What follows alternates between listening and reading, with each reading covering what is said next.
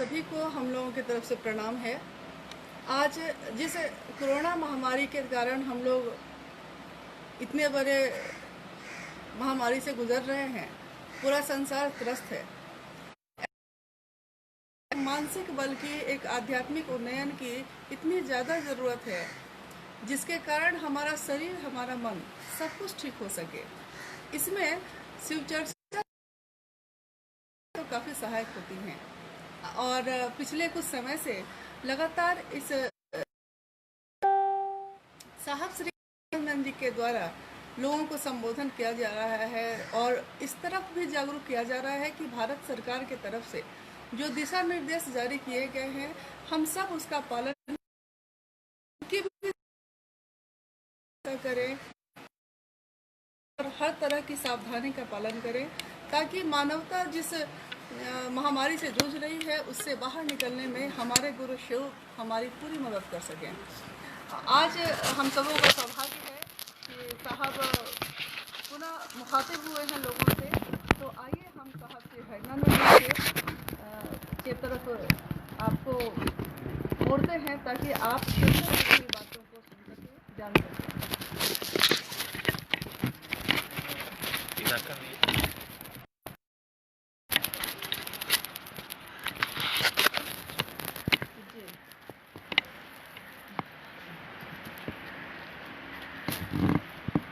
सभी को मेरा प्रणाम।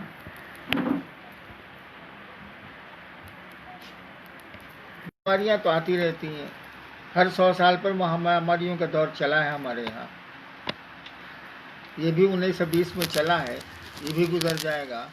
एक बचपन में मुझको एक अघोरी ने सुशान में कहा था कि इतने उदास क्यों हो। मैंने कहा बस ऐसे ही।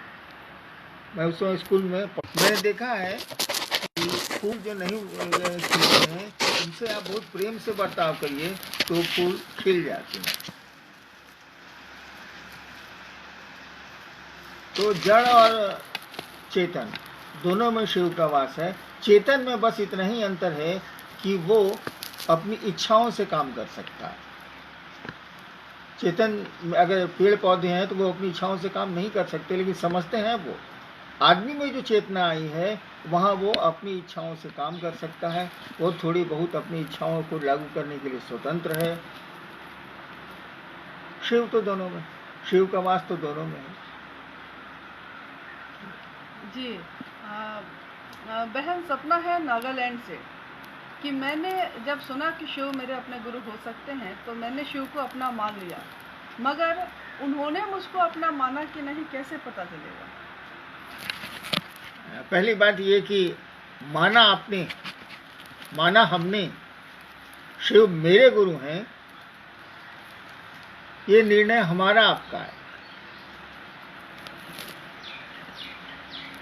तो हमको आपको अगर लगता है कि शिव को हमने गुरु माना है, शिव मेरे गुरु हैं, तो आपके गुरु हैं। मैंने पहले भी कहा था आपसे कि शिव तो हमारे बिल्कुल नजदीक, शिव हम लोगों से दूर नहीं है, हम ही शिव से दूर हो गए। यानी आप अगर मानेंगे तो शिव आपके गुरु हैं। शिव को जिस रूप में, जिस भाव में लेंगे आप, वैसा ही भाव आपके प्रतिफल में मिलेगा, वापसी में मिलेगा। तो गुरु मानेंगे तो ज्ञान मिलेगा, भक्त मानेंगे तो भक्त की जो भूमिका होती है, वहाँ भगवान की जो भूमिका होती है, उस भूमिका में हम आप जाएंगे। तो ऐसा है कि निर्णय हमारा है, सोच हमारी है, संकल्प हमारा है कि शिव मेरे गुरु हैं तो मेरे गुरु हैं। जी भाई धर्मेंद्र कुमार हैं बक्सर से, बिहार, कि गुरुदेव शिव के गृहस्थ आश्रम में जो दिखता है तस्वीरों में कि परम संतुलन देखने को मिलता है, उनके शिष्यों के गृहस्थ आश्रम में संतुलन क्यों नहीं देखने को मिलता है? जो हमको आपको संतुलन दिखता है या असंतुलन दिखता है, जो हम आप महसूस करते हैं घरों में, पहली बात तो ये कि हम सभी अपने अपने कर्म बंधनों से बंधे हैं। कर्म बंधनों को शिव भाव से न्यून किया जा सकता है, उनको दग्ध किया जा सकता है, उनको कम किया जा सकता है। धीरे धीरे जैसे जैसे शिव से आपका जुड़ाव, हमारा आपका जुड़ाव होगा, जैसे जैसे शिव गुरु से हमारा आपका सानिध्य बढ़ेगा, वैसे वैसे हमको आपको लगेगा कि शिव की कहानी, शिव से जुड़ी कहानियों में जो शिव का गार्हस्थ जीवन दिखलाया गया है वो तो परम सत्ता है। वहाँ तो शिव भाव अंतिम सूक्ष्मता में स्थिर है। हम लोगों के साथ वैसा है नहीं, हम लोगों के साथ जीव भाव है, और सभी जीवों की अपनी रुचि अलग अलग होती है, उनकी प्रकृति, उनका स्वभाव अलग अलग होता है। तो इसी में धीरे धीरे धीरे जब शिव भाव आएगा तो एक लगेगा कि एक मधुर रहने का भाव आ रहा है। और मैंने कहा भी है कि घर और मसान में अंतर होता है। घर को सुंदर घर रहने दीजिए, सबसे बढ़िया व्यवहार करिए, ये तो हम आप कर सकते हैं, करना चाहिए हमको। आप जी, भाई मनीष है अररिया से। शिव शिष्यता के भावांतरण के लिए अपने गुरु शिव को प्रणाम निवेदन का प्रयास आवश्यक है। बड़े भैया से जानना चाहता हूँ कि ये शिष्यता का भावांतरण क्या है। शिष्यता का भावांतरण, इसका अर्थ ही है कि हम आप जिस भाव में जीते, हम आप जिस भाव में रहते हैं, वो जगत का भाव होता है, वो संसार का भाव होता है। अपने गुरु को प्रणाम करने से, शिव गुरु को प्रणाम करने से, शिव की ओर बढ़ने से ये भाव धीरे धीरे शिव की ओर रूपांतरित होता है, बदलता। यानी जीव भाव जो है वो शिव भाव में रूपांतरित होने लगता है, बदलने लगता है। गुरु का है काम यह, गुरु करते क्या है, हमारे आपके लौकिक जगत के आकर्षण में शिव भाव का आकर्षण पैदा करते हैं। शिव भाव का आकर्षण हमें आप में है, वो बीज है हम लोगों में, क्योंकि शिव से ही हम आए हैं, उस ईश्वर की ही हम प्रतिफल है उसकी सोच के। तो भावांतरण का यही अर्थ हुआ, जगत के भाव से शिव के भाव में अंतरण, जगत के भाव से शिव के भाव में रूपांतरण। यानी मन जो लौकिक जगत में है, संसारिक जगत में है, उससे धीरे धीरे धीरे धीरे शनै शनै शनै शनै वो शिव भाव में जाए, वो ईश्वर के भाव भिन्नताओं से मुक्त हो। जी, भाई विनोद गैंगटोक सिक्किम से, इन्होंने पूछा है कि रुद्राक्ष की माला पर 108 बार नमः शिवाय करने का क्या कोई निश्चित समय है या कभी भी कर सकते हैं? इसके पीछे विज्ञान क्या है?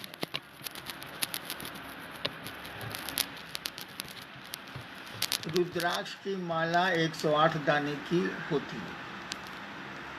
108 दाने हमको आपको पता है कि 27 नक्षत्र और 4 दिशाओं के गुणनफल से बनते हैं। यानी समय की गणना आपको नक्षत्रों से पूर्व में की गई है, अब तो घंटा सेकंड हो गया। समय की गणना शुरू से ही, प्रारंभ से ही हमारे यहाँ नक्षत्रों से की गई है। 27 नक्षत्र हैं। दिशाएं मूलतः 4 हैं। कोणिक दिशाएं मिलाएंगे तो अब 10 हो जाएगी, लेकिन वो दिशाएं स्वतंत्र दिशाएं नहीं है।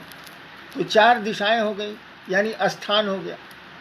किसी बात को जानने के लिए कौन सी जगह कहाँ है, इसके लिए चौहद्दी पूछनी पड़ती थी हम लोगों को न्यायालय में, वो जमीन का चौहद्दी बताओ।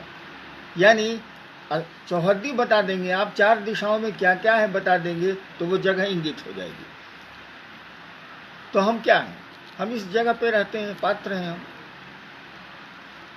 समय गुजर रहा है, तो समय का और स्थान का पात्र पर प्रभाव है। टाइम, स्पेस एंड पर्सन, यानी समय और स्थान का पात्र पर प्रभाव पड़ता है। इसी और पात्र करेगा नमः शिवाय, मान लीजिए नमः शिवाय कर रहा है, कोई मंत्र जप रहा है। अगर पात्र नमः शिवाय कर रहा है, यानी शिव की पूजा कर रहा है, शिव से जुड़ने का प्रयास कर रहा है, तो ये प्रयास, ये शिव भाव जो उसमें आ रहा है, वह स्थान और काल के को उसके अनुसार तोड़ेगा। ऐसा नहीं कि वो आपके अच्छे कर्मों को तोड़ देगा। जो कर्म फल आप विवश है भोगने, परेशानियां हैं, विवश है भोगने को, साधक अपने जप से, अपने एक माला जप से वह अपने स्थान और काल को और जिस कर्म फल को भोगने की विवशता वो महसूस करता है उसको वो खंडित करने लगता है। आपको थोड़ी आफियत मिल जाती है, थोड़ी सुविधा आपको जगत में मिल जाती है। इसीलिए एक माला रुद्राक्ष के जप का सिद्धांत बना हुआ है 108 बार। लेकिन 108 बार आपको भाव प्रणाम करने होंगे। जप का हमेशा अर्थ होता है कि मंत्र का चैतन्य आपके साथ हो, मंत्र का अर्थ आपके साथ हो। तो नमः शिवाय का अर्थ है शिव को प्रणाम। अगर 108 बार नमः शिवाय कर रहे हैं आप, भाव हमको आपको लेना चाहिए कि हम शिव को प्रणाम कर रहे हैं, और तभी उसका फल आएगा। और जहाँ तक समय का सवाल है, कब रुद्राक्ष की माला से जप किया जाए, आपको 24 घंटे में पूरी की पूरी आज़ादी है कि जब चाहें तब कर सकते हैं। सुबह कर सकते हैं, शाम कर सकते हैं, रात कर सकते हैं, दिन कर सकते हैं, पूरी आज़ादी है। लेकिन अमूमन 24 घंटे में, यानी आज की सुबह से लेकर कल की सुबह तक अमूमन एक माला ही नमः शिवाय का जप करना चाहिए। और समय का कोई निर्धारण नहीं है, जब मन करे तब करिए, सोते समय करिए, उठते समय करिए, पूजा करते समय करिए, जप करिए। जी, शिव शिष्यों के तरफ से नेपाल के जो शिव शिष्य हैं, जो शिव संस्था में चलते हैं, ओम प्रकाश जी काठमांडू से हैं, जिन्होंने पूछा है कि हम सबको साहब के द्वारा पता चला कि शिव गुरु हैं, और साहब श्री हरिनंदन जी ने ही हमको 3 सूत्र भी दिए, जिसमें इन तीनों सूत्रों में कहीं भी साहब नहीं है, शिव हैं। तो क्या हम सब साहब के आशीर्वाद के बिना शिव शिष्य बन पाएंगे? जो हमको सूत्र दिए, उस सूत्रधार के बिना हम शिव पहुंच जाएं, ऐसा संभव मुझको नहीं लगता।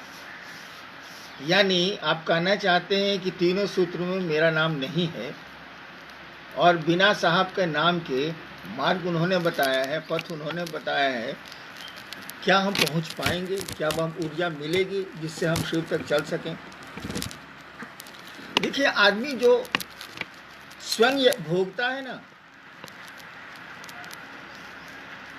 बस वही बात उसके दिमाग में रहती है आजीवन। मैंने शिव को गुरु माना, स्वतः माना, मुझको पता भी नहीं था कि शिव गुरु।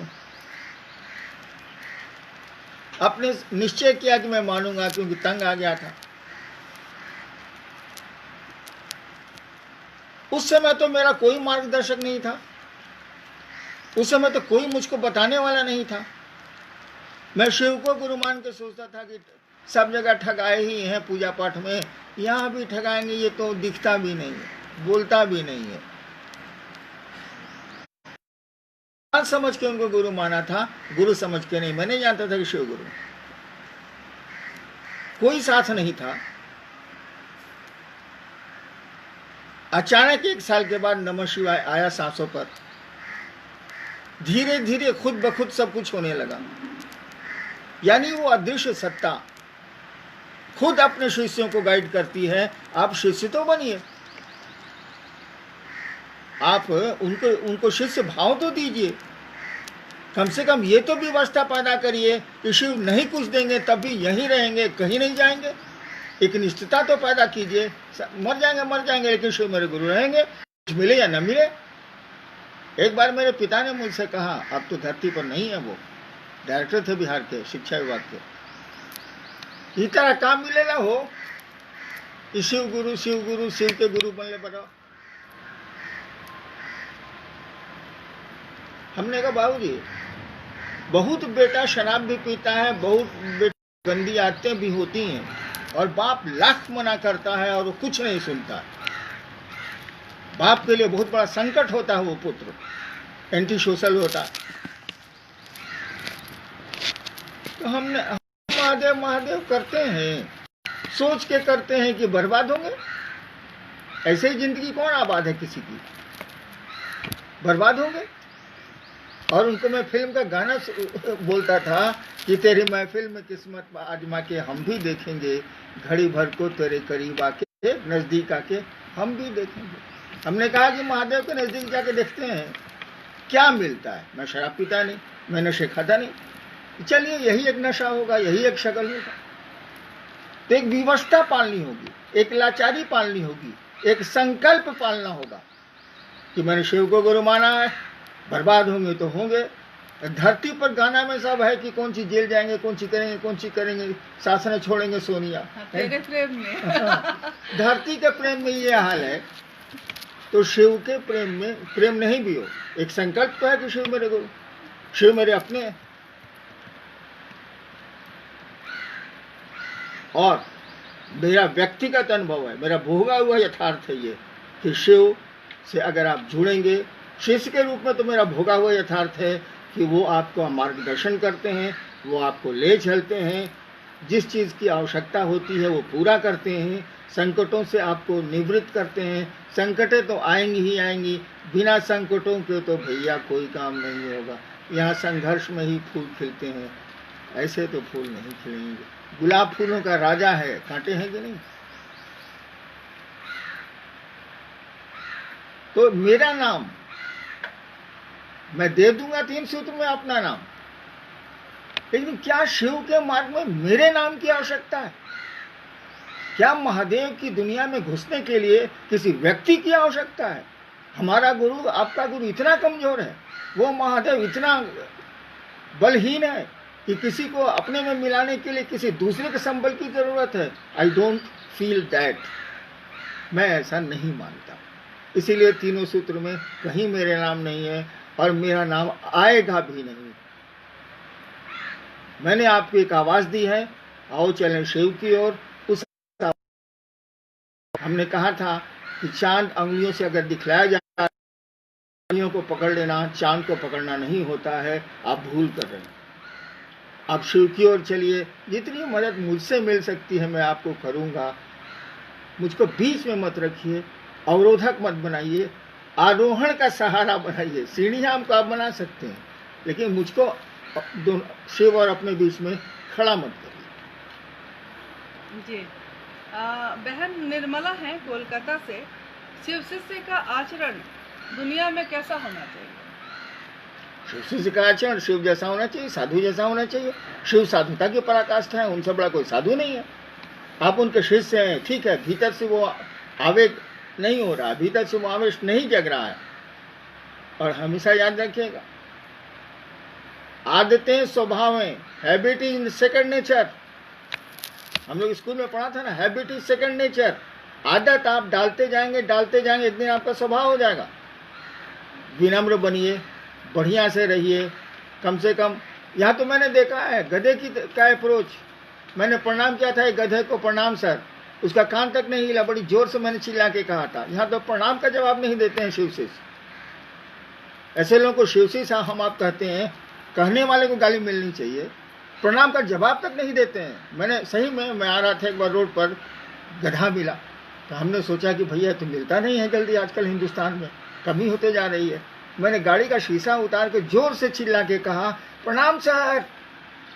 सब गाड़ी वाला भी मेरा बका गया कि किसको प्रणाम सर कर रहे हैं। और गधा का जो कान गिरा हुआ था, जरा सा हिलाया भी नहीं कि कोई आवाज आई।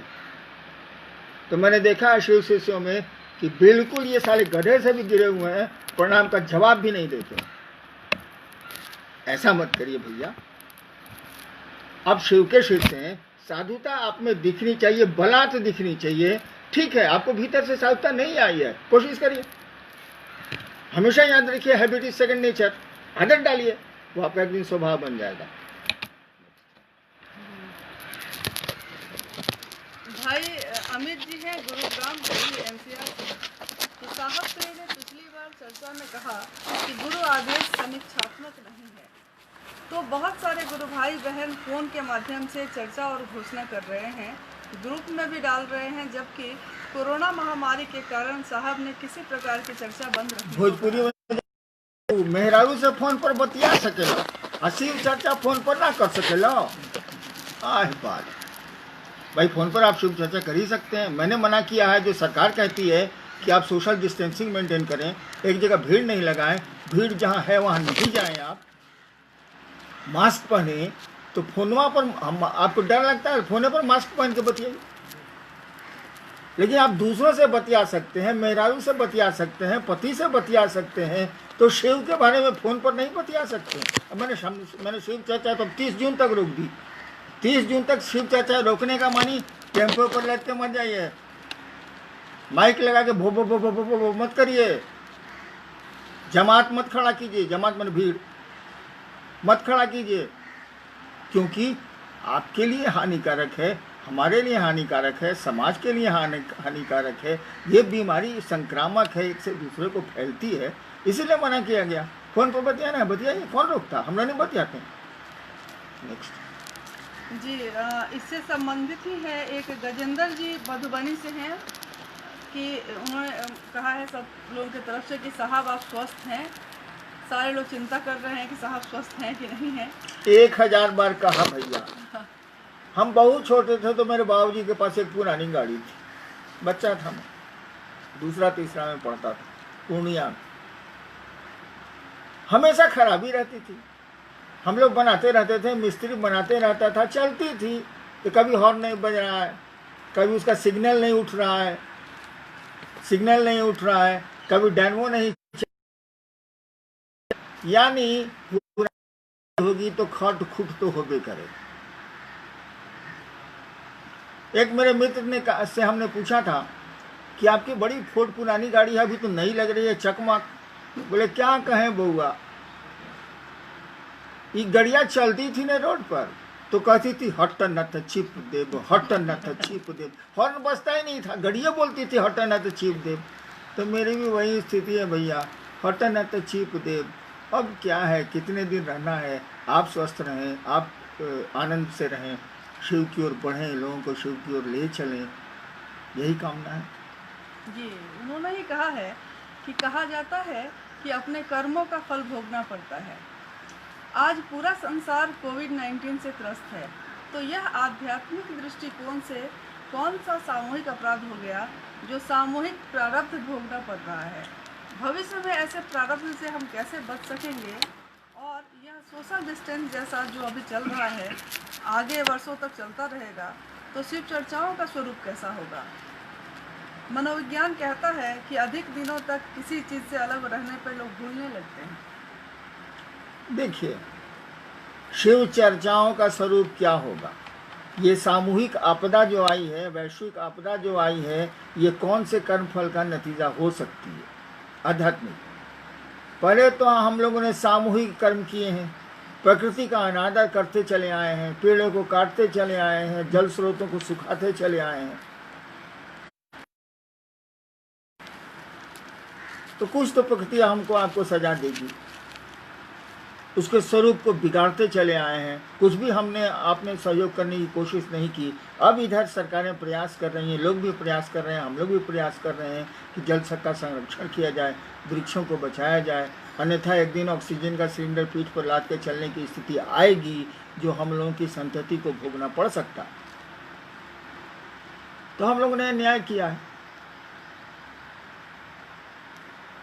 सामूहिक हुआ है, विचार हम लोगों के कुत्सित हो गए, सद्विचारों की कमी आई है। इसका प्रभाव तो प्रकृति पर पड़ता है। साधुओं के मजार पर आप क्यों जाते हैं, फकीरों के मजार पर हम क्यों जाते हैं? इसलिए जाते हैं कि वहाँ कुछ मुरादें मिल जाती हैं। तो वहाँ फकीर तो हम नहीं है, वो तो 11 साल 100 साल पहले था, 12 साल 100 साल पहले था, और मुरादें पूरी होती हैं तभी भीड़ है, आपके कष्ट कम होते हैं तभी भीड़ है। यानी मिट्टी में उस साधु की साधुता की सोच घुसी हुई है, उस जगह पर उस साधुता की सोच घुसी हुई है। वो साधु वहाँ भी आज भी जिंदा है, जबकि शरीर छोड़े 1000 साल से ज़्यादा हो गए। तो हमारी आपकी सोच का प्रभाव तो पड़ता ही है प्रकृति पर, सब जगह पड़ता है, वातावरण पर पड़ता है। तो और ये तो विपदाएं आती रहेंगी, सामूहिक गड़बड़ियां होती रहेंगी, सामूहिक अच्छे काम भी होने चाहिए, वो भी होंगे, होते ही। जी, भाई आलोक जी हैं कटिहार से। महादेव की शिष्यता यथार्थ में सहज है या कठिन है? महादेव की शिष्यता यथार्थ में इतनी आसान है, इतनी आसान है, कुछ भी उतना आसान नहीं हो सकता। हमारा आपका भोजन भी उतना आसान नहीं है, उसमें कष्ट है कि हाथ से उठा के खाना पड़ता है, पकाना पड़ता है अन्न को। शिव की शिष्यता में अगर आप ठीक चल रहे हैं, कुछ नहीं ठीक चलना है, उसमें कुछ भी करने की जरूरत नहीं है। अगर आपके मनोभाव शिव की ओर एकनिष्ठ हैं, गुरु की ओर एकनिष्ठ हैं, तो ही ले चलते हैं। जैसे बिल्ली अपने बच्चे को टांग के ले जाती है, बंदर और बच्चे की स्थिति नहीं है। बंदरिया का बच्चा बंदरिया खुद पकड़ता है, लेकिन बिल्ली मारदार जो है, बिल्ली जो है, वो अपने बच्चे को खुद पकड़ती है। वो शिव आपको खुद ही पकड़ के ले चलेंगे। मैंने इसको देखा है, मैंने इसको अनुभव किया है। इससे आसान संसार में कुछ भी नहीं है, यहाँ तक कि सांस लेना भी उससे ज़्यादा कठिन। जी भाई संगम जी और कृष्णा जी दोनों हैं भागलपुर से कि साहब आप बोले थे कि शिव की शिष्यता दिमाग से दिल में ले जाने का तरीका है, तो शिव की शिष्यता में दिमाग और दिल की क्या भूमिका है? वाह, आपके पूरे जीवन में है दिमाग और दिल की भूमिका। दिमाग का कहने का अर्थ हुआ कि कोई सूचना आपको मिलेगी, शिव गुरु हैं और मेरे गुरु हो सकते हैं, आपके गुरु हो सकते हैं, यहाँ दिमागी सोचेगा ना, डिस्कशन दिमागी करेगा ना, किसी निर्णय पर दिमागी पहुंचेगा ना। उसके बाद ये बात धीरे धीरे धीरे धीरे आपके दिल में प्रवेश करेगी। लौकिक जगत में यही होता है। हमारी शादी हुई, उस समय दिल में कुछ नहीं था, दिमाग में था कि फलना से ब्याह हो रहा है, फलना से हो रहा है, बाबूजी ठीक किए हैं, दिमाग में था। लेकिन साथ रहते रहते पत्नी के अब ये बात दिल में उतर गई। अगर वो बीमार होती थी तो रात भर मैं बैठा रहता था अस्पताल में। यह मामला दिल का है, अब दिमाग काम नहीं करता। यानी बुद्धि से बोध ही, बोध बने अनुभव, बोधि बने जो बात अनुभव में आपके उतरी है, दिल में उतरी है, वो बोधि हुई। फ्रॉम इंटेलेक्ट टू इंट्यूशन, बुद्धि से बोधि में उतरी है बात, तो दिमाग पहले ही न काम करेगा, उसके बाद दिल में आएगी बात। अब जब दिल में बात गहरी आएगी तो दिमाग काम नहीं करेगा। जब दिमाग काम जोर से करेगा तो दिल काम नहीं करेगा। शिव शिष्यता तो हृदय की चीज है, दिल का मामला, मस्तिष्क का मामला नहीं है। लेकिन प्रथमतः तो यह मस्तिष्क का ही मामला होता है। इसीलिए हमने कहा कि दिल दिमाग से दिल में जाना होगा। शिव से जुड़ाव के लिए भाव जरूरी है। भाव दिल से पैदा होता है, विचार मस्तिष्क से पैदा होते हैं, दिमाग से पैदा होते हैं। भैया सबको प्रणाम। आप सतर्क रहें, अच्छे रहें, बाहर बिना ज़रूरत के नहीं निकलें, भीड़ भाड़ नहीं जुटाएं, मास्क पहनें, सोशल डिस्टेंसिंग मेंटेन करें। 30 जून तक बाहरी सभी चर्चाएं बंद रहेंगी। आप सबको मेरा